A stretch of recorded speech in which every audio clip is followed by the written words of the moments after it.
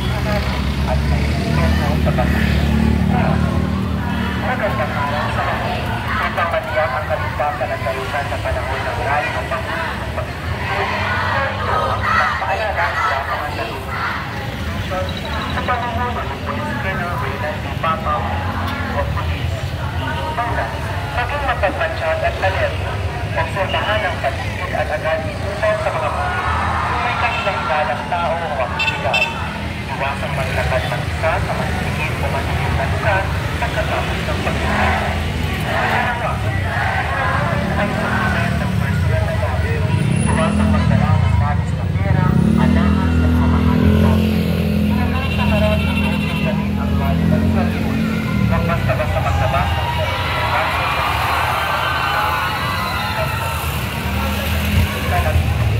Kung nagsisimula ng magkaroon ng pagkutuloy, at tumayo sa ilang lugar. Piliin ang ligtas na lugar kung saan may presensya ng mga pulis na security personnel.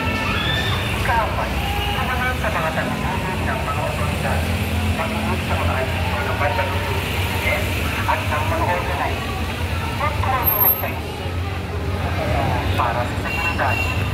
Ika-5, alamin ang mga tandaan ang numero na pinakamalapit na pulis na stress o barangay police at time ng Bandalulo.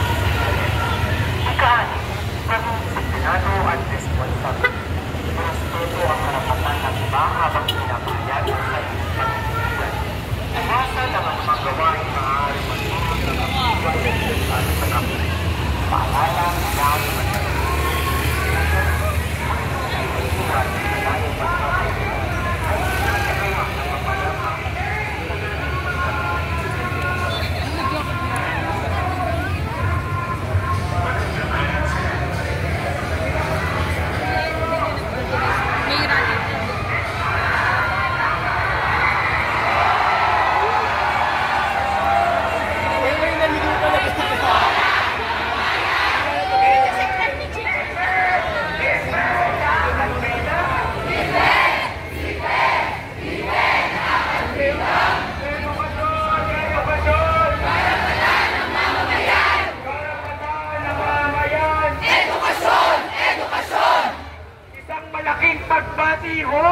Sa lahat ng Marisaliano na handang lumabas at lumibay sa kanilang klase upang manindigan at para isigaw ang kanilang mga galit sa ating mga kurang na mga opisyalis.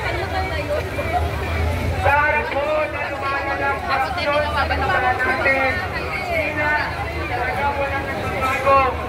Linggo-linggo, may bagong issue. May bagong anomalyang binubulgar at may panibagong bilyonong nawawala. At sa kabila ko ng pag-i-expose sa investigation at palabasyon sa kamera, walang napapanagot, walang tunay na kinakatuan at walang nauwi na hustisya. Habang ang mga nasa komisyon ay nagpapakasasa sa pondo ng bayan, tayong mga ordinaryong Pilipino ang paulit-ulit na nagsisiksik sa ilalim ng kakulangan. Kakulangan sa edukasyon, kakulangan sa pagkalusugan, at kakulangan sa bawat araw-araw na pamumuhay. Sa bawat pisong ninanakaw ng mga gobyernong nakaupo sa mga pagkariyang buwan, may estudyante kong dito sa pag-aaral.